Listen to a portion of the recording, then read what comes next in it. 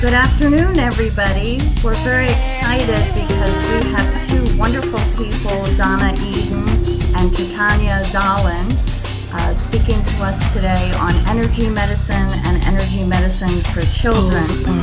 So before I do the formal introductions, I would like to share a video of our founder of the Global Transformation Project, Mr. Bill Douglas, who is also the founder of World Tai Chi and Qigong Day with his wife, Angela Douglas.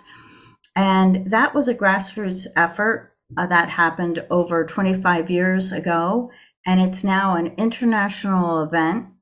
And from his 30 years of collecting research data on mind-body practices came his book called The Gospel of Science, and he'll put this on the video. It never shows up on the screen. Get the second edition of the Gospel of Science. And the mission of the Global Transformation Project is to bring mind-body practices into the school system, the educational system. And we ask all of you to sign the petition to the UN to have a resolution in this regard. And we will be putting different links into the chat for you. And you can just type in, thank you, Lisa, globaltransformationproject.org, and you'll get right to what we're all about, as well as the petition. But now we're going to play a very exciting video. I'm going to share my screen of Bill Douglas. He's very excited about this too. Let me just get here. And it will give a little information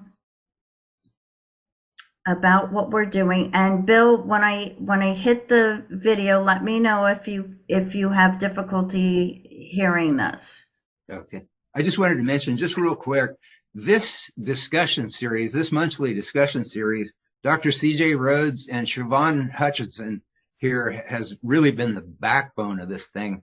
And this has been one of the most extraordinary experiences of my life because, as I mentioned before we turned the cameras on, this is the most important science being done in the history of science, according to Nikola Tesla. And I don't think there's anybody in science that could argue with Nikola Tesla. And so, you know, these people should be on all the major TV programs talking about the science that we expose people to in this extraordinary series that Dr. C.J. Rhodes and Siobhan Hutchinson have made possible. And it's just, you know, we organized World Tai Chi Day, which Princeton University Director of Research showed how we had actually changed global consciousness. But I've got to tell you, you know, even though we've experienced doing Tai Chi with the whole planet for 24 years now, and that we actually changed global consciousness, this discussion series has been like the most spectacular event of my life. To have the ability to sit here with these folks and talk about the most important science being done in the history of science. And this platform provides data and science and information that has profoundly changed not only the way I do Tai Chi and Qigong and meditation, but the way I teach Tai Chi and Qigong and meditation, and the way that I do everything in my life. This has been truly life transformative for me to be exposed to all this data and all this information about these mind-body practices that I've been doing for 45 years. And I don't think there's a mind-body person on the planet who wouldn't experience the same benefits that I have from this discussion series. So it's really important that everybody share these videos that we produce for free. One of the things that that we got involved with was, you may or may not be familiar with it, I don't know, and there may be different versions of this. I'm not trying to just promote this one company, but there's a thing called Muse, a headband that'll sync with your phone, and then it can detect your brain waves, and then you can find out when you're in alpha state, essentially, or the percentage of time you're in alpha state. And that was extremely helpful. And then, you know, as we, you know, became aware of all the science that was just showing that it's really a huge miss by humanity not to be teaching kids how to do mind-body practices starting in kindergarten all the way through 12th grade.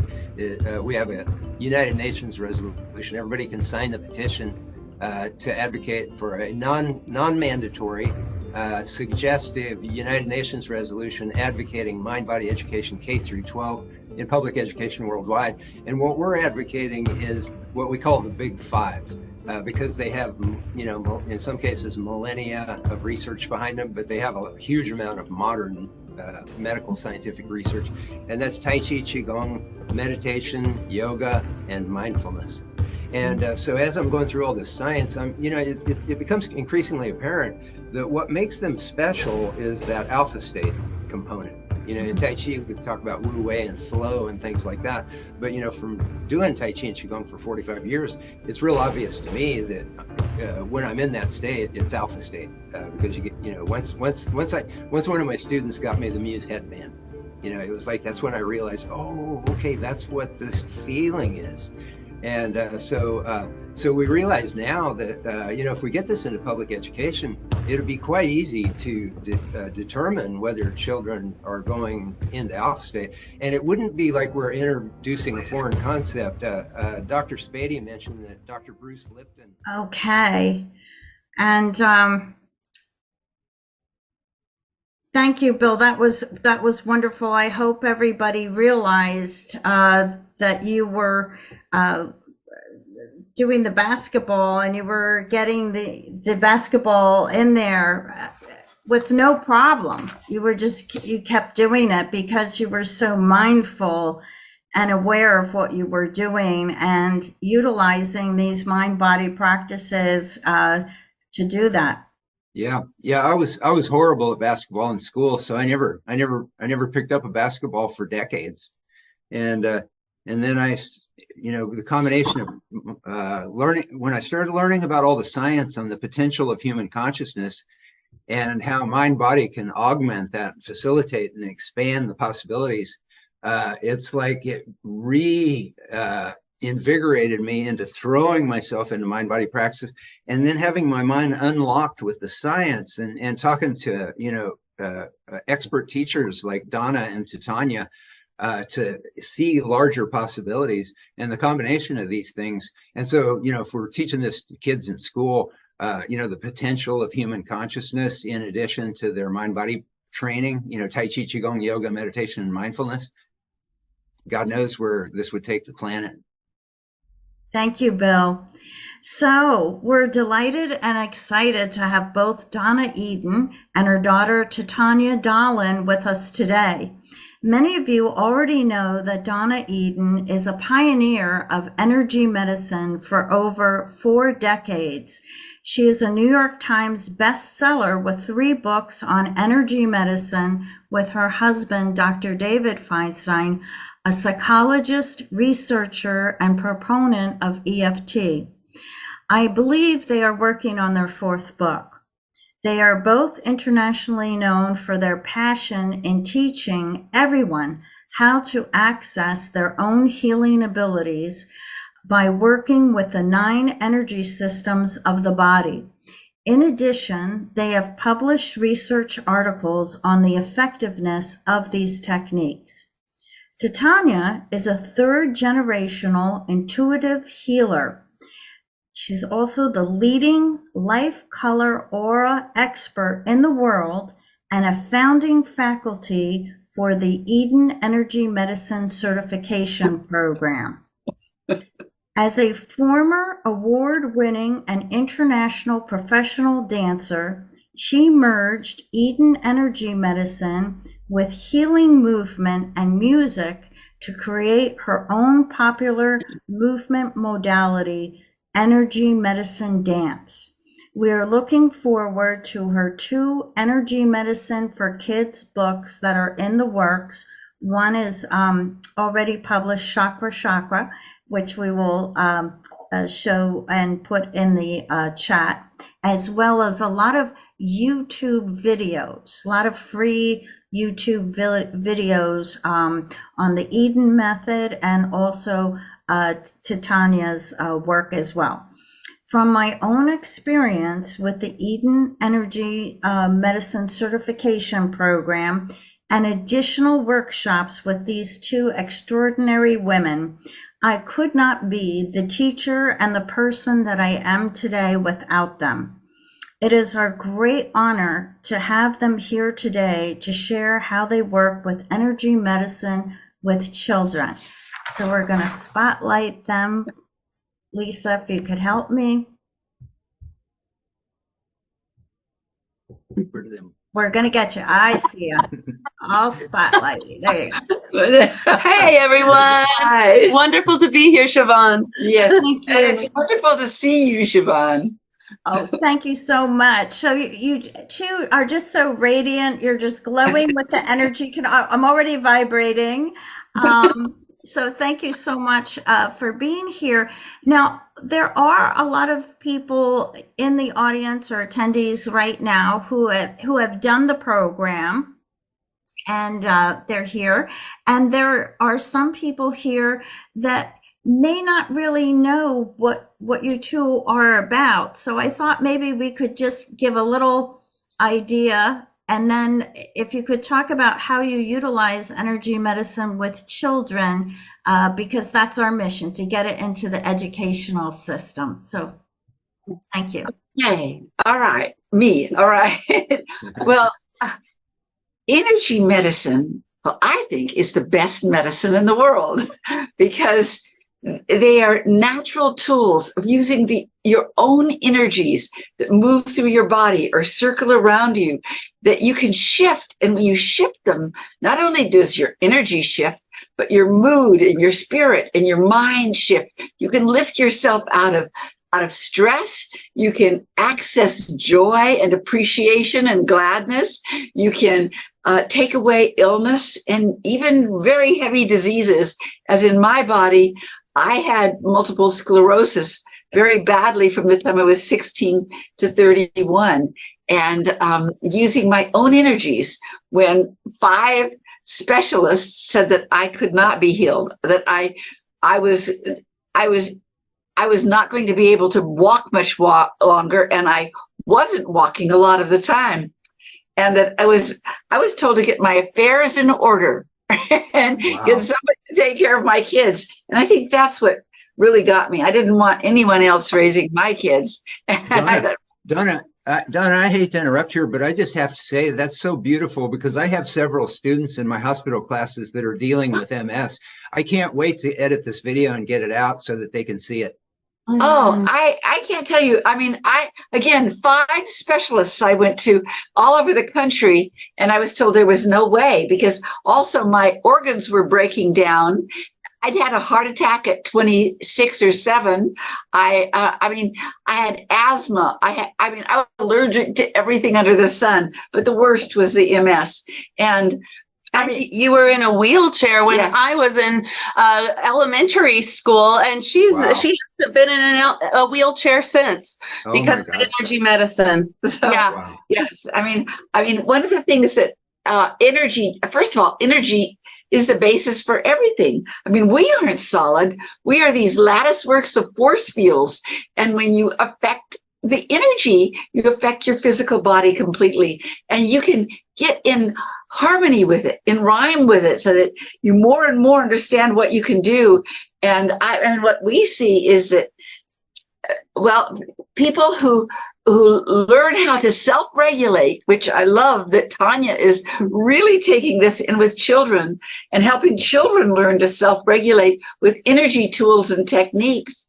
It changes your life, and it absolutely does more than help you adapt to the world. It helps you evolve so that not only does your own body evolve, but you lift the vibration of yourself, you lift the vibration of people around you, you lift the vibration of the world. And my own hit is that, oh my God, we've got to learn better ways than strife and war, and that every single government needs to know how to work with their own energies and heal themselves and lift themselves up, see better ways and better solutions. So well said. So well said. And the way we take it into the schools and with children is because of the energy itself. We meet children just where they are at.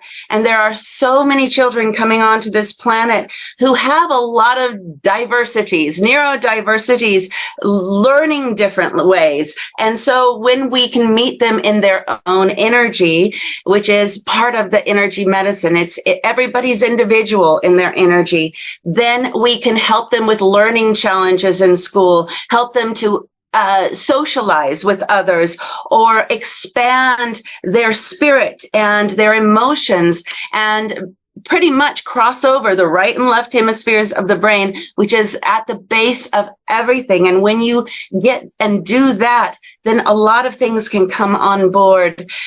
So yeah, we take it with children, and we also work with parents and teachers. That's number one, parents and teachers, because when you're working with the caregivers themselves, then it moves to the children, because if the caregivers are stressed, or if the caregivers are worried about their kids, then that's going to go into the children, and it will just kind of combobulate the energy of the kids. Yeah. And you know, Titanya, the thing that you're saying about the children and the expansion and the growth possibility of the children that you're talking about and actually doing in your life practice, it segues so much with what you just said, Donna, about the global possibilities, because we had Dr. Roger Nelson on from the Princeton Engineering Anomalies Research Lab, who created the Global Consciousness Project. And what they've found is that when mind-body practitioners come together in alpha state and mass, it actually increases the coherence of the global consciousness for the whole planet.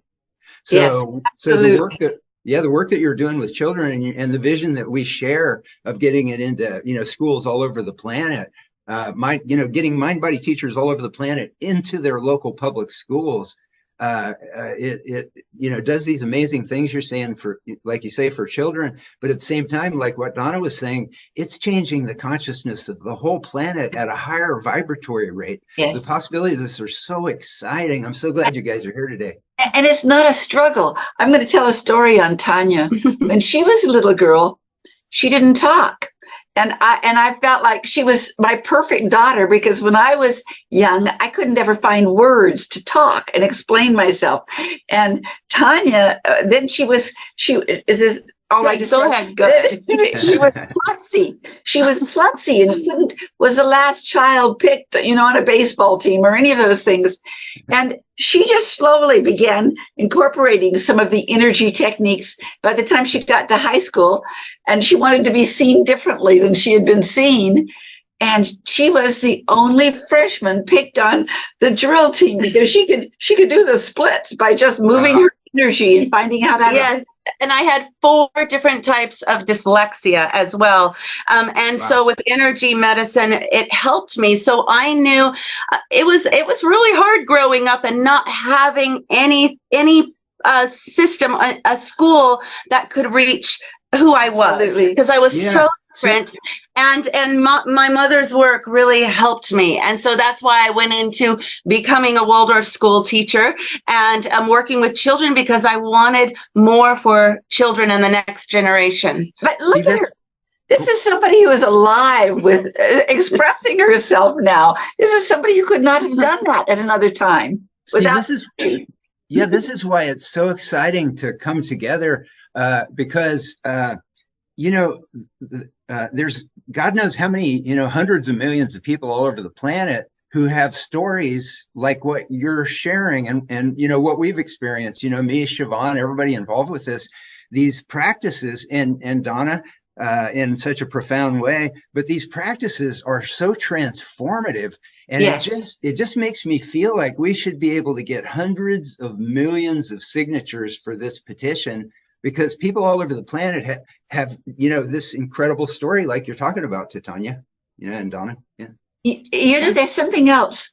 It lifts consciousness and changes. We're all evolving, and we don't have another 2 million years to get it together in. Yeah. We've got to evolve quicker.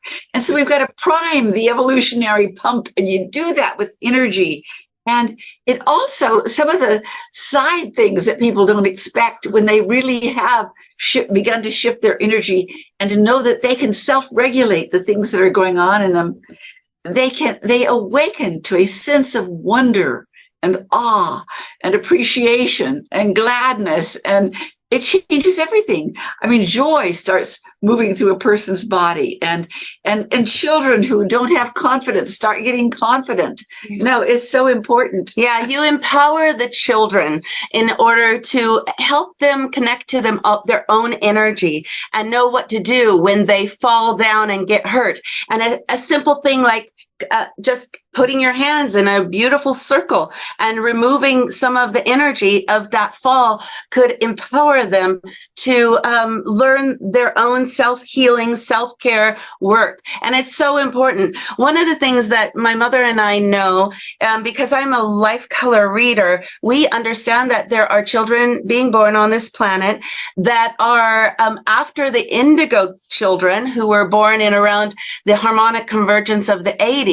There are now children being born that have the colors of opalescent, rainbow, and iridescent. And these children, their main purpose, now the indigo children's main purpose was to change the consciousness of the planet. They come in with truth. They are warriors, and they are in their 30s and 40s and sometimes 50s right now, mostly 30s and 40s. The new children that are being born are in this new category and more aware, more conscious, and bringing in the purpose of love to this planet, which is wonderful. And they are coming in with more psychic awareness, but love is the strength. And I think we need more love in this world. And I believe that being a parent, being a teacher too, but being a parent is one of the quickest ways to evolve spiritually. When you have a child, they bring you right down to reality. And if you are aware inwardly, and that's what I believe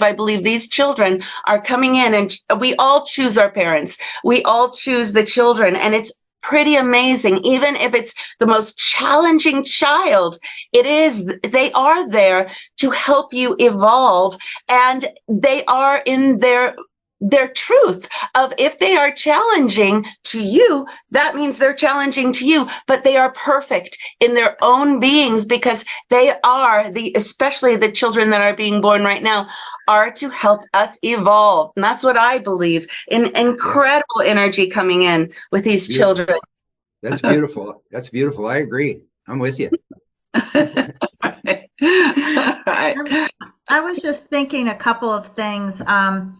When I was in school, also Titanya, I was smart and I did great on like essays, but when it came to like what do you call objective questions, doing tests, I would just freeze. And it was amazing because my teachers would say, "You're so smart, but why are you getting these horrible grades on the tests?" And I wish I had known of your work back then. So if there are parents listening and they have smart kids and they just want to help them with focus, and this translates to adults too. So we teach that spectrum from children to seniors. I teach seniors in assisted living and memory care. I mean, it's never too late to have these practices to be able to tap into them. Yeah, and every kid, you realize as you work with kids, every kid is so smart in their own way. And the beautiful thing about mind body practices is they help us find that better part of ourselves. Yes. It's like, it doesn't tell you, oh, you've got to be this way or you've got to be that way. It doesn't give you any rules. You know what I mean? Yes, that's right. It just empowers you. And that's so exciting. Life becomes such an exciting journey when we get a taste of empowerment. Absolutely. Absolutely. And it is thrilling to see teachers and parents with the children who now understand that they've both come together for each other to teach each other. It's really meaningful. And also, there are children, for me, nobody knew I was smart. And, but because when I took a test, I'd get a straight A, but I didn't shine out there in life. And I think I looked like a little bit of a dummy because I was smiling all the time. I was real smart. That's why I was smiling all the time. Yeah. It's so interesting. Just talking, hearing my mother say that. So I have a 6-year-old boy, and he is very neurodiverse. His brain is wonderful, but it thinks differently. And he just got kicked out of preschool. Oh my gosh! Oh my gosh! Kicked out of preschool. So he's not able to be with the other children to help him, and so now he's on his own. But one of the things that he's so different, if someone would tell him to write on a piece of paper, draw a beautiful picture, he does better drawing a picture in the sand, and he could make the whole body, and it's amazingly detailed. And on paper, he would just scribble, and they would probably think he was really stupid. So every child is different, just like every adult. Our energies are different, and that's what we need to meet each other in.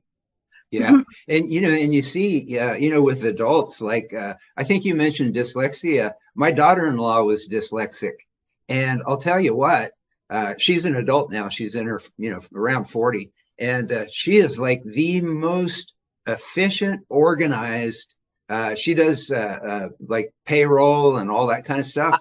And because of what she was dealing with, growing up, she adapted, and it made her way more effective in what she's doing than, average people would be. Yeah. That's exactly right. That it forces you to adapt, and your body and brain learn to adapt better and better. Exactly. Yeah. Every kid has just got, that's the thing. That's the thing that you realize. It's like every one of those kids every child on the planet has the potential answers to myriad issues that humanity's dealing with. If we weren't just telling them to sit still and shut up all day long, you know what I'm saying? And teaching them how to explore this empowerment that you're doing, Titanya and Donna. Yeah. Yes. One of the things, I really hear you, and I agree with you about about mindfulness. But sometimes when people aren't led by their minds, but more by their energies, and many children are, it's like that intuition and that that instinctive way of being. Energy medicine tools, techniques, energy exercises really help the energy to start to shift, and it really opens the brain too. It affects everything. So yeah. And then we feel like mind body for children, on some levels, of course it would educate them on things, but a big part of it would just keep them in touch with their natural propensity to be absolutely able to, yeah. Absolutely. Yeah, Dr. Bruce Lipton, he said that children up to about age 7 are in alpha state most of the time. Yes.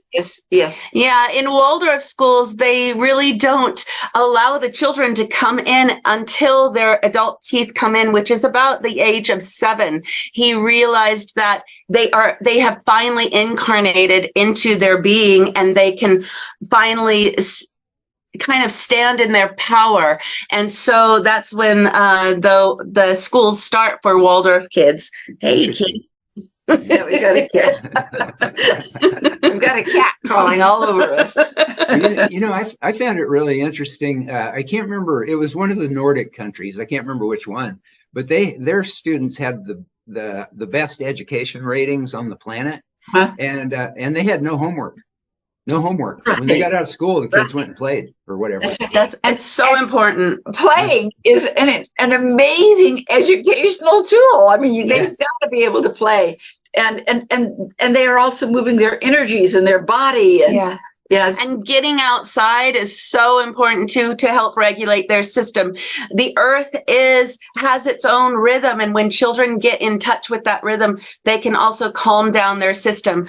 With my little boy, one of the things we do a lot is play in order to help regulate his system. Sometimes when he goes into his triggering state of, panic or being angry and lashing out, I turn it into somewhat of a play in order to calm him down.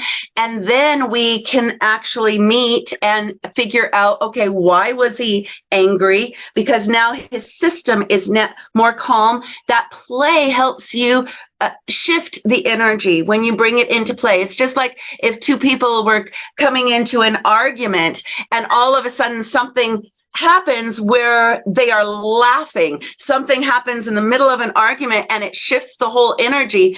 Then they're finally meeting, and then you can connect better. And so I use play a lot and getting outdoors. That's beautiful. And one of the things that we advocate, through the globaltransformationproject.org for educators, we don't really give them a lot of suggestions. We just want them to get mind-body people all over the planet into their classrooms and work it out themselves. But one thing that we do emphasize on the website is when you're working with children, keep it playful. Keep it playful. Absolutely. Yeah. I'm going to give you an example of somebody. 3 or 4 years ago, I had a school teacher who was also a mother come into the class. And what she was struggling with was nothing with it we were struggling with. So well, actually, it turned out that some people were, because they were getting it online, but her children were being bullied. And what scared her the most was not the bullying, but how the children incorporated that language of what somebody else said about them into themselves as if there was truth in it. And so she began doing just a very simple energy technique that we often teach people to. First, I'll show you first. Just making a heart. Having kids just making a heart right there and breathing in. And what my mother says is that when you ask a child to make a heart anywhere around the world, they'll make it in the same way. Exactly. Wow. Not like that anatomical heart you see. They make it like this. And there's a reason for that. That's because it's a part of one of the energy systems called the radiant circuits. And they automatically begin to feel better about themselves. And what she began to do with all of the kids in the class was to make hearts. And you can make them not just here. You find you can do it over your head. You can do it wherever you want. But kids begin to then say, what is the truth about who they are? The truth about who they are.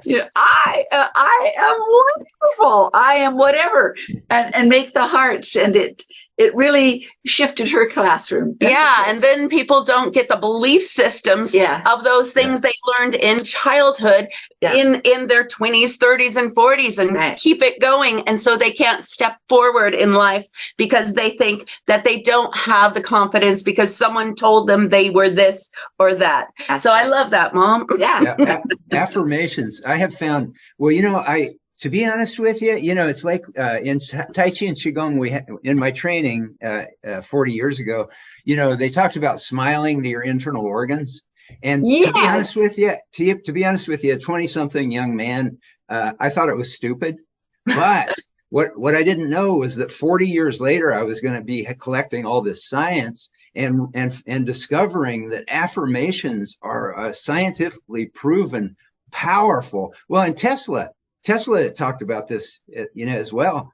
Affirmations, the way that we think about ourselves. And so, now I do affirmations, constantly. And when I look at myself in the mirror, I really like the person that I see way better than I did before, And one of the best things to do with affirmations is to do a movement, because movement shifts your energy, not just saying it. And so sometimes we'll tap it in on our body. Great. Oh, I am brave. I am courageous. But that shifts your energy. You need the movement in order to move those affirmations through. Oh, thank you. Thank you for that. Yeah, I'm going to add that to my teaching. Okay, one more, Bill. There's a meridian that runs up the front of your body to actually the back of your throat, called central meridian. And when you make an affirmation by zipping up that energy up that meridian, it goes in deeper. It goes through your chakras. It goes through at least 7 layers in your body, and you just take it in deeper. And then that's great. Donna, This is great. Yeah, I'm taking notes here. Okay. This stuff's good. This stuff will be in my classes. Okay. I need to interject. Please. Really, really important here about the radiant circuits. Because of you, I started researching even more about the radiant circuits, and I found that in acupuncture, they're terming archetypes with the different radiant circuits and using them for mental health, for emotional well-being. And one time when you were in Philadelphia, we had a large audience, Donna, and a person got up, I never forgot this, and they had adopted a child, and the child was, I think, around 11 or 12. And there was a disconnect between the mother and the child, and she asked you in the audience for help. And I never forgot this. I remember you had this look like you wanted to tell her more, but you said, here, start by drawing hearts on your daughter's back to get that connection. So, sometimes, and I remember being a teenager, I think we can all remember how we wanted to be independent from our parents. And maybe if we draw hearts on one another's back and do energy work, that helps that parent child relationship. But another story, Donna, if you wouldn't mind sharing, you had brought this up a couple times in the program, how when you lived in California, you were working with young mothers and their children. And then a couple years later, you came back when the kids were now teenagers. Do you remember that story and what happened? I've got a lot of stories about that time. So I don't know which story it was, but I'll tell you one story. It reminds me of Tanya and her amazing skill with working with the colors in the aura. But I had a private practice, and I was in a small town, and very, very often parents would bring their children in and would hope that their children would be more, either be able to see energy, feel energy, know energy in a different way. And they would want this very much. Well, I think one of the things I've watched Tanya do is she's really into that sensory connection with kids, which is, kids do start, they open up in some way, in some senses. The senses get bigger and bigger if you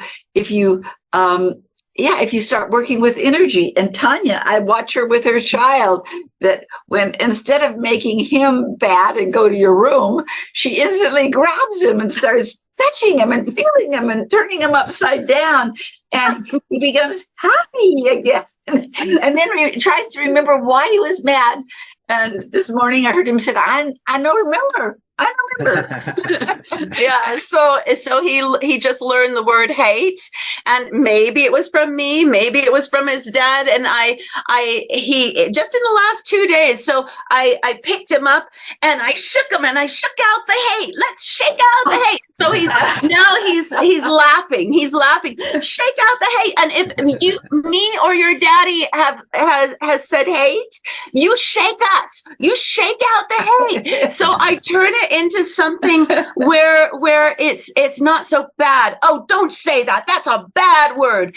You turn it into something light and it has no power. No power. Word hate. You shake it out. Yeah, I could see what you're talking about right now being one of the things that we hope to do with Global Transformation Project is to have, things like what you're talking about right now up there, so that when educators come to try to figure out how to have mind body in their classes, that they can see things like what you're Yeah. talking about right now. Because if we were teaching kids how to do this, you know what I mean? How to shake off, shake out, change their Absolutely. vibratory rate. My God. Yeah. So in class, sometimes with kids or with adults, I usually say, shake off anything that is not yours, like a wet dog. Shake it off. Shake it off. Yeah. Like a wet dog. And kids love this kind of stuff. Yes, they do. They Yes, love they this do. stuff. And the world will be a different place when children are taught very early. It should be just a part of your education, of course. Absolutely. It's more important than math, you know. Oh yes. Now, Or memorizing so much more important than memorizing facts. You know, it's like with my grandchildren. The most important things that I teach them aren't facts or aren't how society works or anything like that. You know, like we think. No, what it is when I see them drinking a cup of warm tea, you know, or whatever, you know, I'll tell them, do you feel that in your mouth? Do you feel that going down your throat? Do you feel how silky that feels and going into your stomach? And you know, just little things like that, you know, and you know that the trees are alive and they're giving you oxygen, and you know, just little things to make them feel at home on this planet. And then these kind of things that you're teaching your son and that we could be teaching children, these are the things that change the rest of their lives. You know what I mean? It's not just some meaningless fact. Yes, and what people don't often realize, it's not just the child. You lift the vibration around you, and you start affecting the planet. You do. And I'm going to finish. I realized I didn't finish what I was saying about. I don't even know if this is the story, Siobhan, that you're thinking of with teaching parents about their kids. They say, well, I'd say, well, if even if you can't see energy, keep it alive for the child, because usually children do see energy in that first year. And if you've ever picked up a child and they're looking all around your head, you know they're looking at your aura. But by the time they are a year old, it's usually gone if nobody's kept it alive, because there is so much to learn in that first year of life. So I would just tell parents, just keep it alive. Talk about the colors and talk about this and talk about that. And so I went back home after many years being gone, and so I was walking down the street, on this little street, and there was boys that looked like football players walking down the street and looking very big and strong. And one boy about a block from me said, "Hey, Donna, I see purple." that's the story, Donna. Thank you. You're welcome. You know, Donna, as you're talking, one of the things that I realized with my granddaughters was what I did was when they started kindergarten, I bought them a copy of Masaru Emoto's Hidden Messages in Water, because the Frozen movie had just come out, and they were all those girls that age were all into Frozen.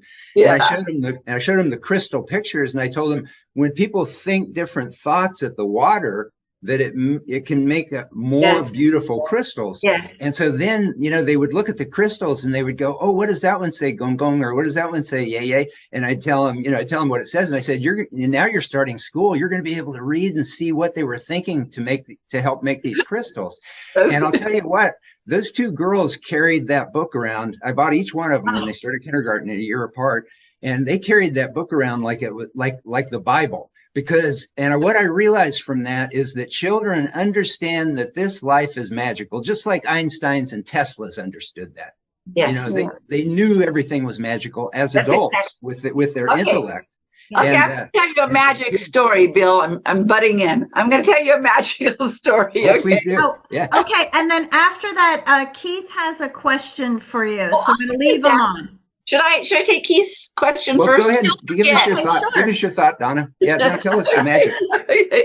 Well, when I was a little girl, my mother was in a terminal ward because she had tuberculosis, and we were told she would never come out and that she was going to die. And our father, we couldn't go in because it was so contagious, but my father would pick us up and we'd look in the window and see my mother. And I remember once seeing a man in the bed next door who was dead. And so I was feeling very, very sad because my mother was going to die. I was actually thinking, Oh no, it would be much better for me to die than Mama because she's been here a long time and she's needed. And I'm brand new. I could just go back and come back later. I thought that at 4 years old. But one night we were 2 blocks away from something. They were having a revival meeting, a religious revival meeting at a church I didn't even go to. And I walked down because I heard the music. And I walked down, and I was 4 years old, and it was nighttime. And I walked up by myself to this revival, and I went into a room where he was 16-year-old boy was leading them in a song, and the song was, "You can smile when you can't say a word." I can't sing. "You can't smile when you cannot be heard. You can't smile when it's cloudy or fair. You can anytime, anywhere." And it was a chant, and they did it over and over and over till I could feel that smile going down into my body, and I could feel it in my toes, and it came up. And ever since, I know, and I always think I want everybody who smiles to feel it, not just smile, because I can feel it in my soul, and I know I'm okay. That's beautiful. Really beautiful. All right, that is wonderful, and I am going to bring Keith. Oops, sorry, I'm Donna. And No, that's good. Hi, Okay. Keith. Good evening from the UK. All right. Okay. I've just been thinking, if I may, there's probably 2 or 3 things I'd like to say. One is that, Donna, I have reached that age where I stumble across things, and I now have to realize that I need to reinvigorate the Eden details that I used to receive openly, which for some reason stopped, probably my end. That's the first thing, all right? The second is that Bill and the rest of the wonderful team there at the GTP, when I was in my early teenage years, 1953, 54, I had a favorite auntie. Now, in those days, families did not discuss illnesses and they were not open. And she went for what we called then was hands-on healing. Uh-huh. And everybody in the family, from her siblings to my father, my mother, oh, it's a load of right? Okay. I never realized that at my age now, 70 years later, that coincidentally, and the synergy that I'm now having as a former engineer, we had friends at lunch today whose grandson is 11 years old and suffers with autism. Uh-huh. Right? Now, 2 points came up. One was he's now been identified and can go to a special small teaching school for 3 days a week. But when we have an organization in the UK from the government called Ofsted. This is for standards of schools, and they have inspectors going around. And when the inspectors were due to arrive at the secondary school that this young lad was at, they were sent out onto a field trip because they would then bring a bad name to the school because they were extremely irritated and problematic. And I just want to say that I've known Bill now for many years, and every time I come onto these wonderful things, I ask myself, what am I doing here? Because I'm a practical person, but I look back and think, why was my favorite auntie receiving hands-on, which today would have been fantastic, whether it was Reiki, whether it was acupuncture or anything else. And we've won wonderful system, and we've got social media now. So I want to reconnect on your site so that I can actually relate it, because you must have people in the UK that are in the same involvement. And Yes. I'm in full support of Bill and the team on the global project. And I mentioned to Siobhan a little while ago, I am quite happy as an individual to nail my flag to his post. And she said, "What do you mean, nail?" I said, "Well, it's to fly alongside your flag." So on the Sundays that I can attend on these, I really enjoy it, and I appreciate Donna and Titanya. Thank you very much for sharing the information that you have at the moment. And I just want to say, Keith, Keith's doing some great work for the Global Transformation Project in the UK, and it's so wonderful to be working together. We appreciate you, Keith. We appreciate you. Yeah. Don't go too far. My ego doesn't stand too much nowadays. Anyway, lovely to talk to you anyway. Thank you very much. Keith, that was wonderful. And I want you to know that we have a certification program in England, and it's going to Scotland and Germany next, but it's in Dorking, a town. I don't know if you know where Dorking is. It's about 1.5 hours drive away. All right. Well, we go there usually once a year, but not during COVID. We didn't go, but we go there because it's wonderful. And we have many certified practitioners in the UK itself as well. And I want to give you something for your autistic. Is it a friend or a nephew? Well, he's a grandson of a family friend. Yeah, one of the best things to do for children or adults with autism is figure eights. Yes. Figure eights are an incredible tool because it crosses over the right and left hemispheres of the brain. And what you can do easily is just put a silk scarf in their hand and make figure eights. I also do poi balls, and poi balls have been really wonderful with children with autism and children with learning challenges to help cross over the right and left hemispheres of the brain, especially with dyslexia. And I think we're going to be putting some of my work, my free videos with poi balls up there. And just to give a child a poi ball, it's amazing. You can tell that story about. If I may then, because it's interesting that my son-in-law has just retired from a high-powered job, and he's taken on a role of teaching youngsters how to ride a bike. Oh, that's great. Right? So from years 2 to 6, they're on balance bikes, and they're doing just what you've said. They're doing figures of 8, circles, and everything else on the bike, and then he gets them ride the bike properly. And beautiful. So there's a wonderful thing.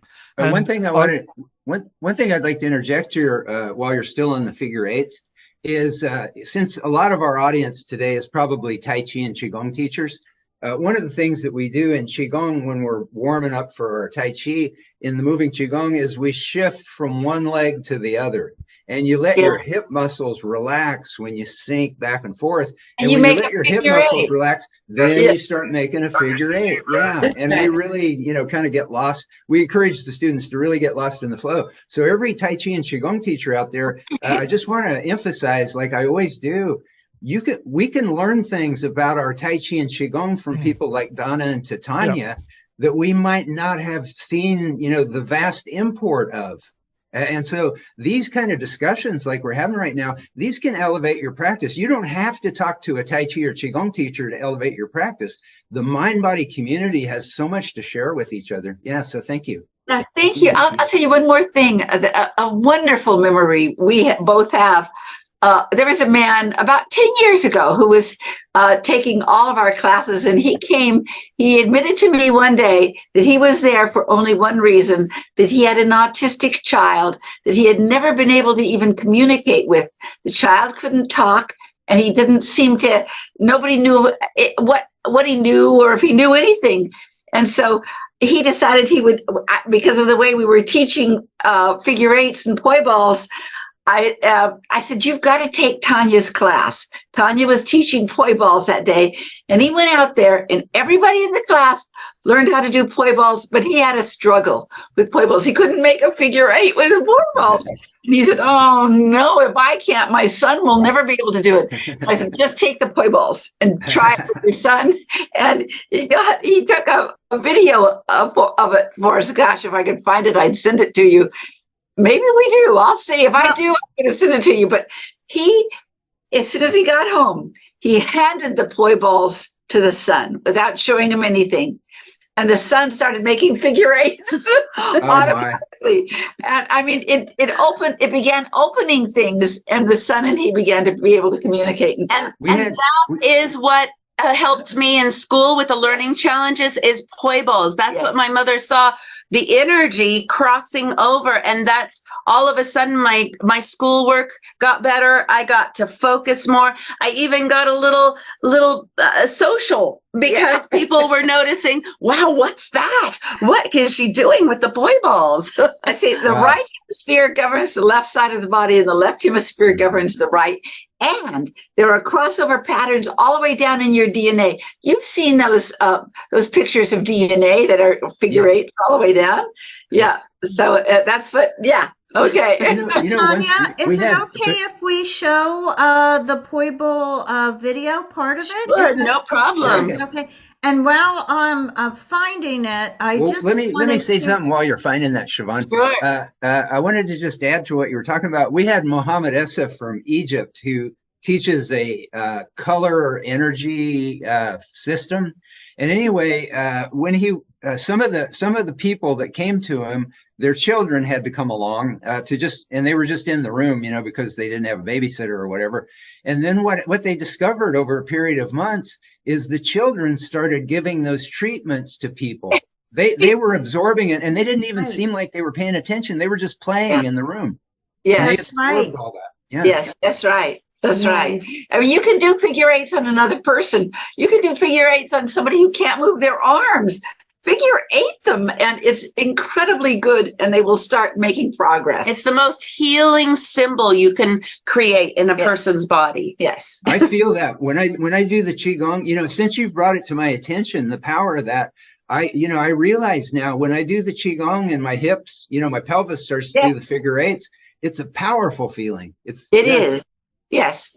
Okay. Okay. We have the video, and you can make your own poi bowls, right, Titanya? Oh yeah, you can. Yeah, many videos out there helping you make poi balls too. And I only sell my poi balls for $10 for the pair on my site. Oh, that's great. That's very reasonable. Yeah. This video is 10 minutes long, but we're just going to show a couple minutes so people get the idea. Okay. Sure. Okay.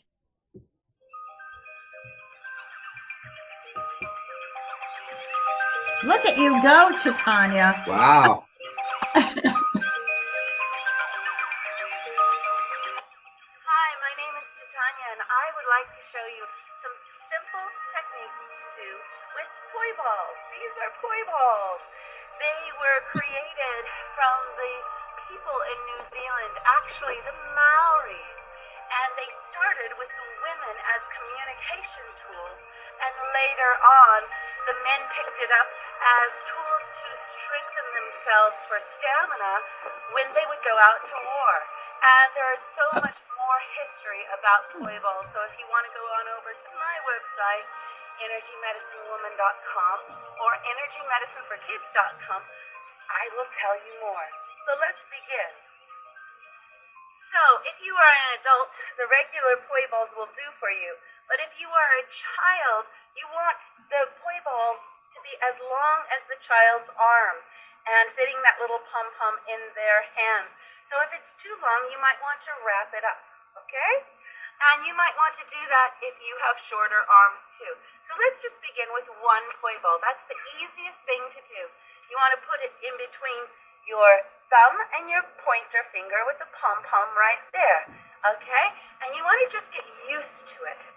So you want to do circles on the side, and you want to just get a little bounce to it. Get a little rhythm going. And you don't want it to be too far out there, too far out there. That means your energies are a little bit wonky right now. You want to get it going very parallel to your body.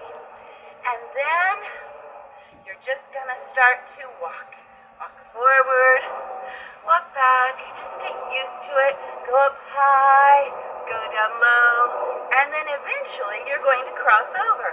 And all that means is a loop on one side and a loop on another side.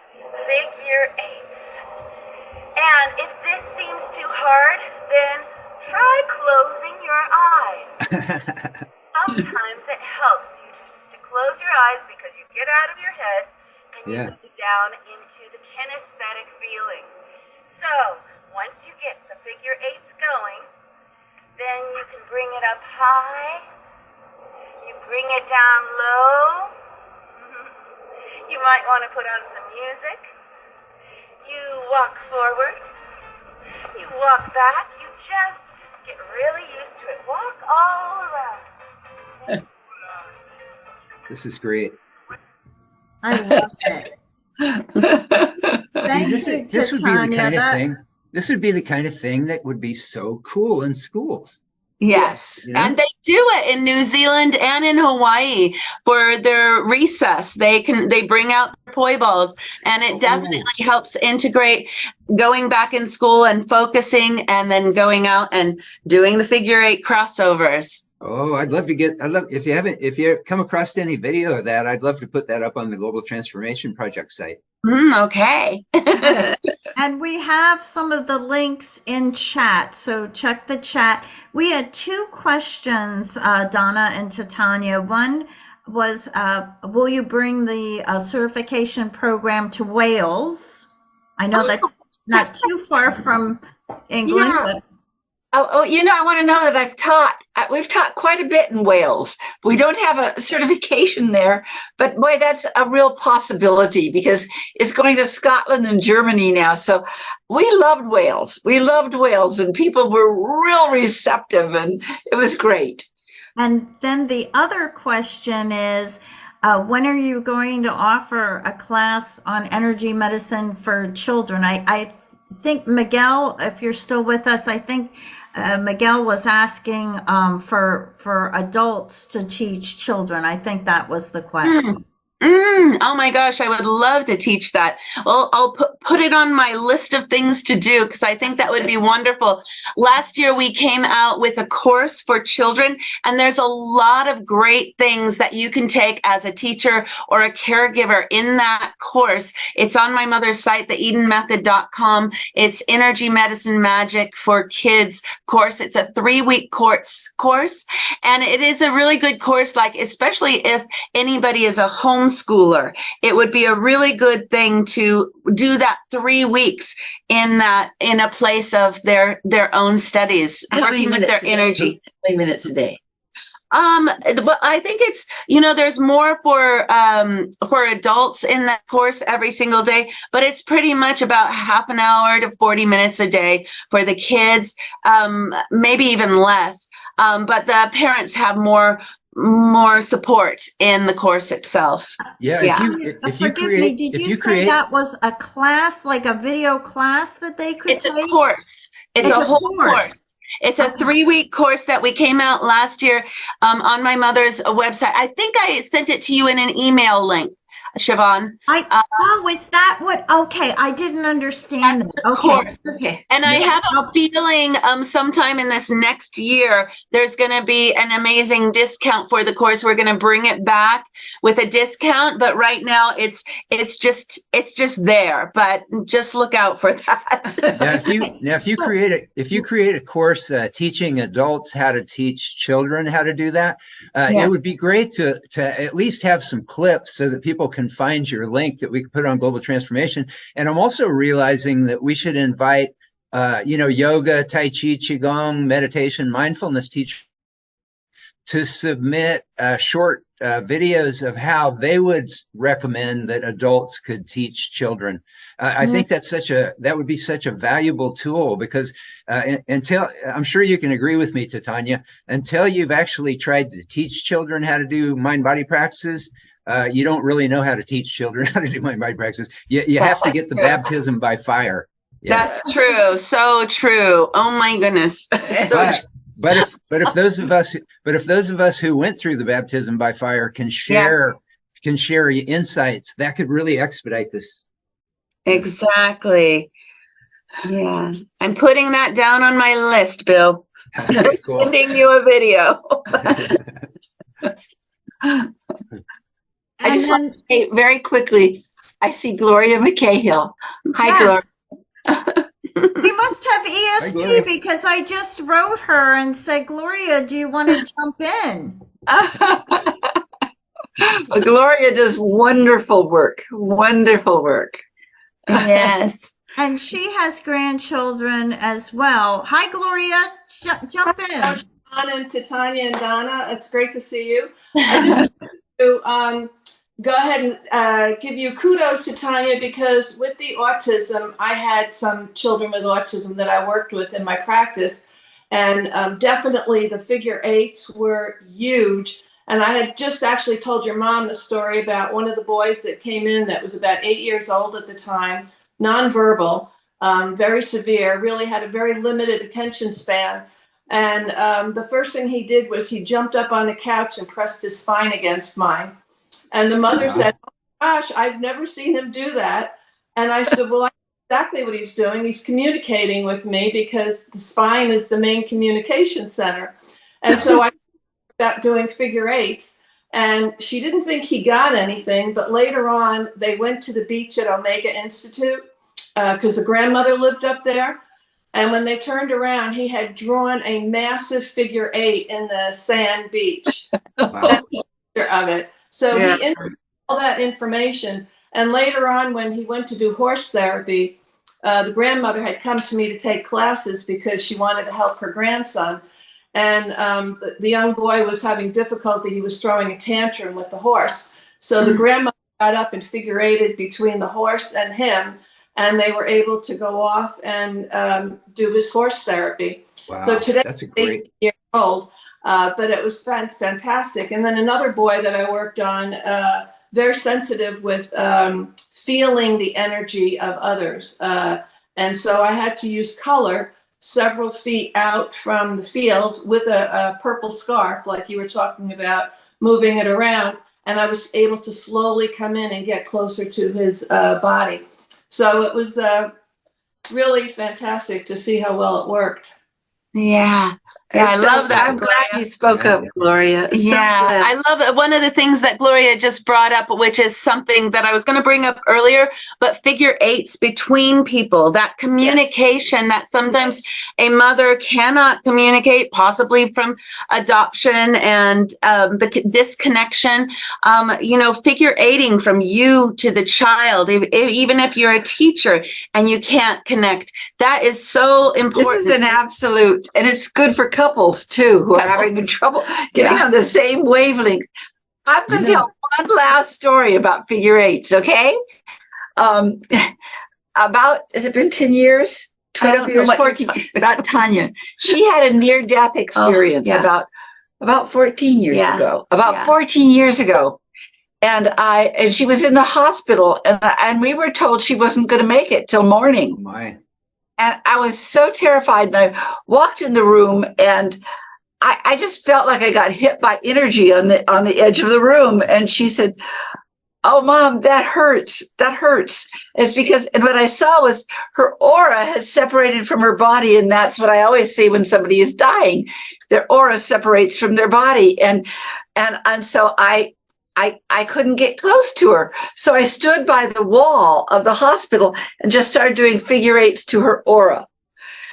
And she began to say, "Oh, that feels good. Oh, that feels good." I was way back on the wall. And I just want to say that's how important just that yours with your hips, Bill, or with your arms, anything you can make figure eights with is really, really good for the energies of the body. Makes them all speak together. Yeah, I could see, like I said, when we sink back and forth from hip to hip, we get the figure eight with our pelvis. Yes. But I could see creating, a qigong, that movement that you were doing, Titanya, in front of you like that. I could see creating a qigong, part of our qigong being that, because that would be so powerful. And that's one thing that I talk to Tai Chi and qigong teachers about is we're just like the ancient masters that we learn from. A lot of us think that we learn the way it's been done in the past, and we never veer from that. But like what Bruce Lee said was, learn everything you can about your art and then spend the rest of your life trying to forget everything that you learned, because then you'll be an evolutionary part of this practice, and we are evolving it just like the ancient masters did, Yeah. And so we have so much to learn from other mind body teachers like you guys in your experience as Tai Chi and Qigong people. And so I'm always trying to dissolve this mythical division between, Tai Chi, Qigong, yoga, meditation, mindfulness. Absolutely. It all overlaps. Yeah. It's all energy. It's all energy. Yes. And and the more you do it, like you, Bill, you are conscious of what's so valuable in your 40, where you became 40 years after you started learning it, and when you were, I don't know how old you are, but 66. All right. Since we had Gloria on, and I might embarrass her, but it's a compliment. I think that the energy medicine helps beautify us. I think it helps keep us young. And Donna, you always look ageless. Titanya, you're getting prettier every year. And I just feel, I've known Gloria and for many years, and I just texted her. I said, "You're getting younger." I really it's do. amazing. Well, I'm 80. And I just turned 80. Yes. And this was a girl in the wheelchair when she was a teenager that wasn't expected to live. Yes. Mm-hmm. Yes. And had MS. Yes. So, Gloria, it's true about you. You're looking better and better. Siobhan, I think you look pretty. Yeah, definitely. Yes. And hey, nobody said I was pretty. What's going on here? When you knew me, I did not have the silver, so I didn't even think you'd recognize me. I recognize your face right away.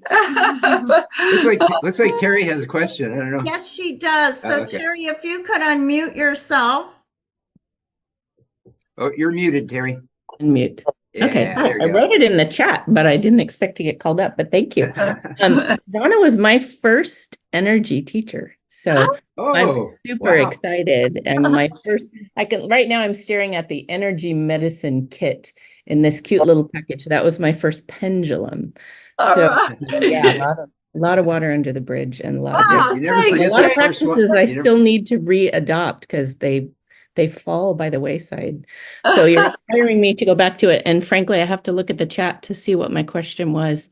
I wanted to know so if you're in a situation where you sense there is some disconnect with the person that you are trying to interact with, can one do intentional figure eights with that person with the right of that person to refuse? Absolutely. And have you ever noticed yourself? I sometimes notice people, and they don't even know they're doing it, but they're unconsciously wanting, or maybe consciously wanting a connection with somebody, and they just doing it with their finger. If you just, they're talking and the finger goes all over the place. But doing it with another person really helps. And doing it with intentionally and with a child is really good. Yeah. And I mean, my husband and I teach couples classes, not so much anymore, but we used to teach them all the time. And that was a very big part of getting on the same wavelength with one another. Yeah. Figure eighting. I've known parents who have said when the two siblings are fighting and she's trying to figure it out. And what did you say? Now, what did you say? And how did you feel about that? And how did you feel? And just making her hand go between the siblings so that there's a connection going on while there wasn't before. Thank you. I think that would be a really beautiful thing if that became like a trend or a fad. Where people just started doing that because they saw people doing it. We should start making videos trying to get getting people to put YouTube videos up. Everybody doing their own version of this. That's it. I just have one more thing because I tend to have, and this is what your energy practices done more frequently would help me with, I'm sure. I have differences of how to perceive space. And so across the body is best, between people is good for that connection. So are we looking for the figure eight to be in line with what connection we want to make? I would say the first thing is make the figure eight in alignment with your own energy. How does it work? Does it like, again, yeah, you just automatically go back and forth, and you do that with your hips too, Bill, when you're talking with somebody or you're connecting with somebody. But other people, I actually know a few people who go up and down because that's their energy. So, just what feels best with you. And then you'll find you're connecting with the energy field of the other person if you go between them. Okay. Thank you. Thank you, Thanks, Terry. That was And great. Gloria wanted to pop in again. I just wanted to comment that I've taught teachers to figure eight as they walk down the classroom. And it really helps the kids. It's just like they're going to be talking and they're just moving their hand, but they're actually helping to balance the energy as well. Beautiful. That's great. Gloria, please don't go away, but I just want to interject something. Years ago, we got a chance to do a television interview on World Tai Chi Day, but I had to be at the studio at like 7 a.m. in the morning. World Tai Chi Day doesn't start till 10. I'm not a 7 a.m. person. But anyway, I was there, and I hadn't done a lot of media interviews at that time. I was pretty young. And when you're in a TV studio, it's the most frantic, frenetic energy that you can possibly imagine. But I had 3 students come in and do Tai Chi behind me and the person interviewing. And when she started interviewing me, we were both tight and the studio was tight and everything. And then those students started doing the Tai Chi form behind us while we were doing the interview. And I'll tell you, man, that whole studio just calmed down. Yes. Well, sometimes I've taught to very large audiences, thousands. And somebody pointed it out to me that I just came out on the stage automatically, just figurating us all before I began talking. So it's remember that. Yeah. Donna and Titanya, would this be a good time to ask? I might have interrupted Gloria. I'm sorry, Siobhan. I didn't want to cut Gloria off. Did you have any? Did you want to mention anything? I have one other input that I sprained my ankle 2 weeks ago, and I figure eighted it, and it's fine. Oh, cool. Yes. Very, very, very powerful. Thanks, Gloria. I was going to say, Donna and Titania, do you want to take some questions from people now? Sure. Or was there something, but before we do so, was there something, that you want to share before we take questions? Siobhan, did you want to take a short break this time, or what did you want to do? Doesn't matter to me. Okay, let me pause the. Okay, hold on. I don't want to. There we go. Welcome. Thank you for inviting us. Okay, so we're going to take some questions. If anybody, Miguel, I hope we answered your question. He's leaving. Anyone have any questions for Donna or Titanya that wants to jump in? And you can raise your hand or you can type in chat. Barb Router. Let me find you, Barbara, so I can put you on spotlight. Or maybe Lisa finds you first. I do see you, Barb. Here. Yeah. I'm here. Okay, there you are. Okay. Oh my goodness. It's such an honor.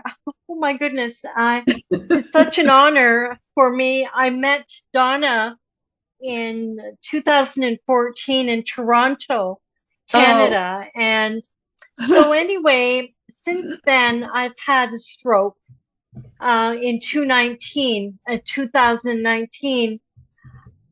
Are there any type of main exercises that I should do? I do the daily 10-minute practice, but is there anything else I could do?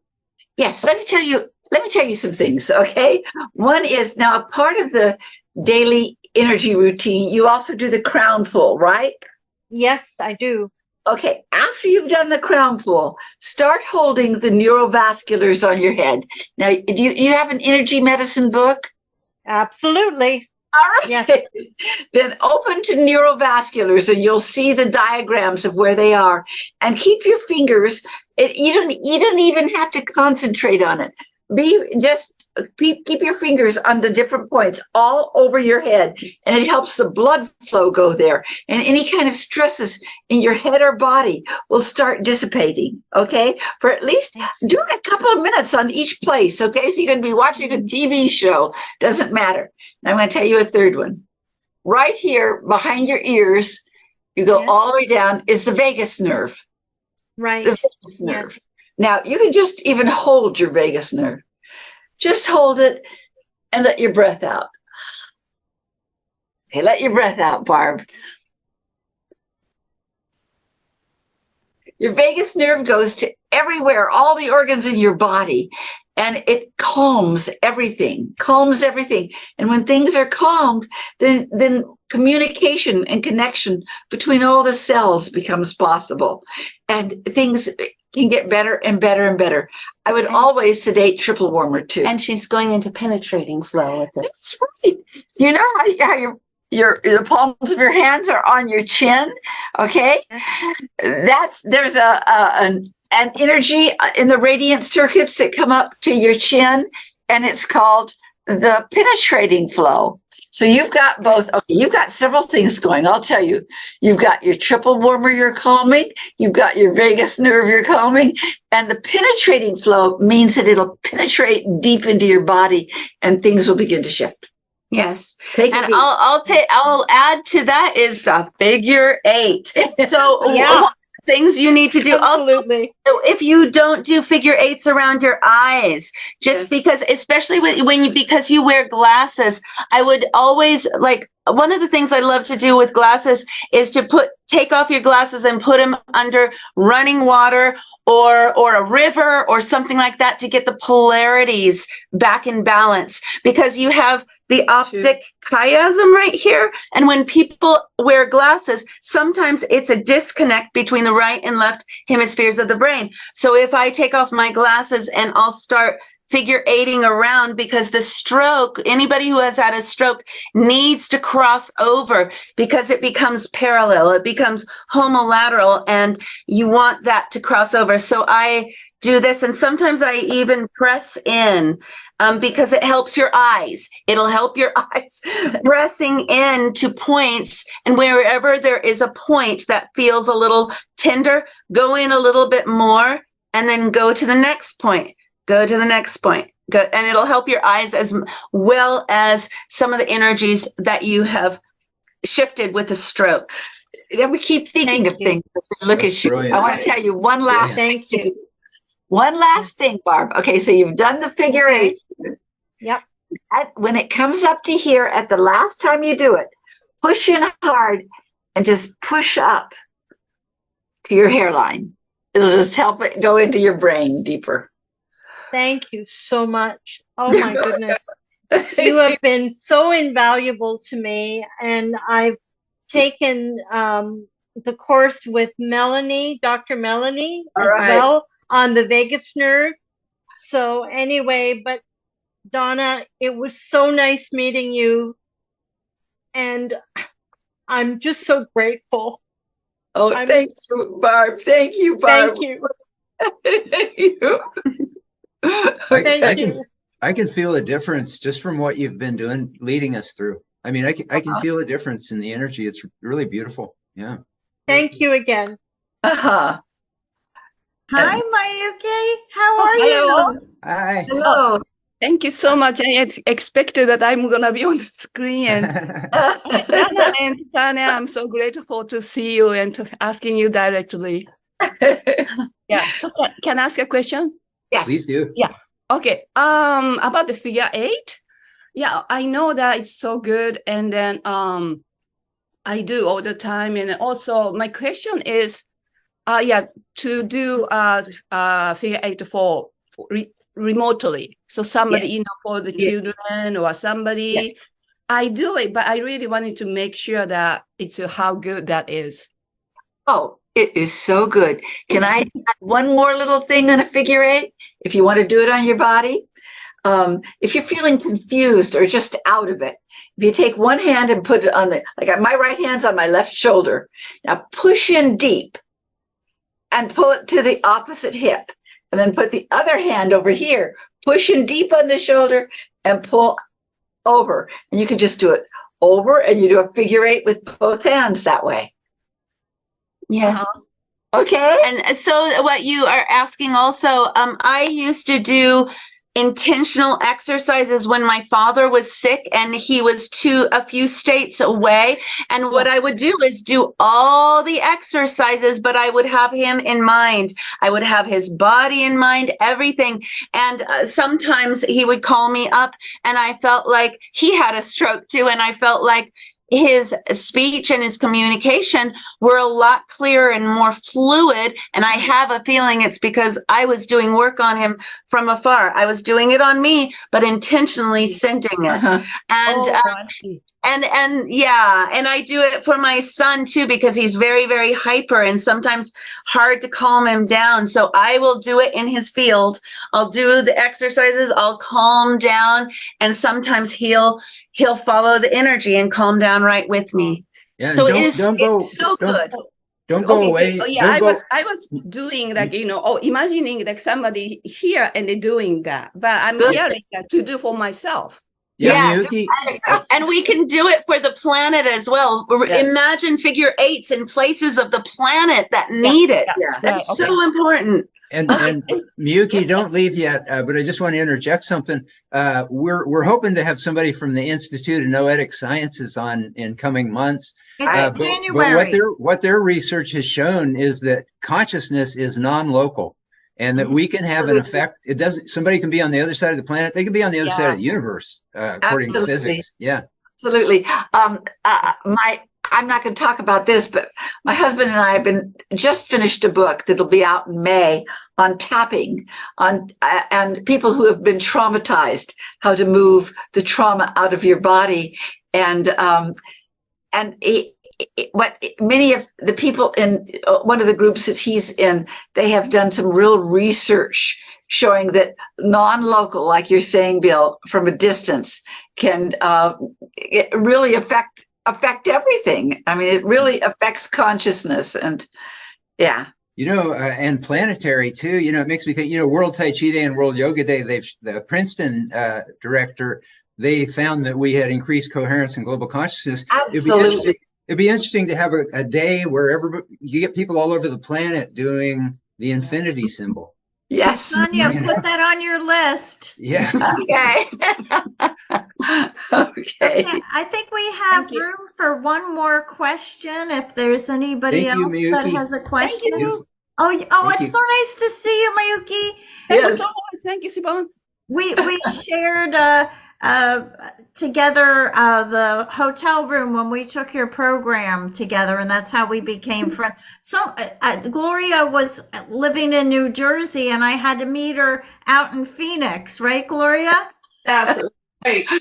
And Diana Warren also, I had to meet her. Diana Warren, yes. And she's in New Jersey, so. But I don't think. We have one other question. Does it matter which direction, up or down, through the midline that one draws or imagines the figure? No, it doesn't. What feels right? Get in touch with what feels right to you. What feels really and that's so important, to not tell a child which way to go either. Have them go the way that they feel like going in the figure 8. Yes. So there's no rules about that. It's connecting with where your arms, your hands go naturally. And I'm just, because Miyuki's cat just showed up, I'm going to interject that energy medicine works with pets also. Yeah. Yes. And Gloria kept telling me I was asked to work on a horse that was becoming lame due to its diet. And I kept telling Gloria that I didn't know what I was doing. I didn't want to work with the horse. And she kept saying, no, that horse is going to teach you. That horse is going to teach you. Oh, that's so good. That's so We did energy medicine with the horse, and I got to tell you, yes, Gloria, as always, you were right. It did teach me a lot. It's true. There's this next year, we're doing an online course with Madison King, who really does so much animal healing. I mean, so she's going to teach a course on it online. So you just watch for our website and find it there. She's in England. And we also had a class a few years ago where everybody brought their animals, and we did have one horse there. I mean, everybody brought, and people did find that if they felt confused about what they did, they'd get in tune, and they'd do it exactly right, what the horse or the animal needed. So wonderful. Well, I can't thank you two enough for spending so much time with us. You have been lovely. It was such a pleasure. Such a pleasure. Yes. We really appreciate it. And Bill is trying to say something. Well, it's become a tradition at this point where I ask if you guys would consider adding your names and bios to our list of esteemed scientists, health and education experts who are supporting a UN resolution advocating mind-body education for public education worldwide. Absolutely, we would. Yes. Yay! Okay. John Lennon said, when we dream alone, it's only a dream. When we dream together, it's reality. Oh, that's a great line. Yeah. Oh, I could have used that quote in our latest book, but oh well. The next book. I love it. Okay. Well, thank you so much. Thank you so much. Pleasure. Both of you. Thank you both. It was lovely. And everybody who's still on, I just wanted to reiterate that every month we do have a free program with cutting edge researchers on mind-body practices. And as Bill said, we will have a researcher from the IONS with us in January. We will have someone in February on Meaningful World, which this nonprofit travels to areas of trauma from war, etc., where they work with educating with holistic practices such as flower essences and energy medicine with people who have trauma. And then we are booked up through May. Yeah, and we're going to have somebody from the Galileo Society. Yes. And also from the SciMed Institute. So we've got some really exciting guests coming up. Great. And these researchers, it's cutting edge science. So the papers are out there, the research papers are out there, but it hasn't hit mainstream. So if these people should be on every major television network program. Tesla said that consciousness science is the most important science, and that in one if science turns its attention to consciousness research, it'll advance more in one decade than in the whole history of science. And so I personally just got tired of waiting for corporate media to put these people on, and it never did. And because once you learn this science, you realize they should be on every news program. And so that's what we decided to do, was to get this series going. And we need everybody out there to share these videos, because the social media algorithms don't support this kind of content. The social media is designed to fuel conflict, and it's not really geared towards sharing solutions, because that doesn't generate the click. It's not the clickbait. So we need your help, everybody out there, to empower yourself to share these things and this wisdom that people like our guests today are sharing. And it's so important. Thank you, everybody. And on behalf of the Global Transformation Project, I'd like to wish everyone happy holidays and wishing you all wonderful health and joyousness in the new year. And thank you again, Donna and Titanya. Love you. Thank you so much for being with us. Thank you. Happy holidays, everybody. You too. And thank you, Lisa, thank you, Siobhan. Thank you, Siobhan and Lisa. Yeah. What? Thank you, Siobhan. Thank you, Siobhan and Lisa. Okay. Bye-bye, everybody. Thank you. Bye. I'll get off recording. And you too, Bill. Thank you. Yeah, you too. Take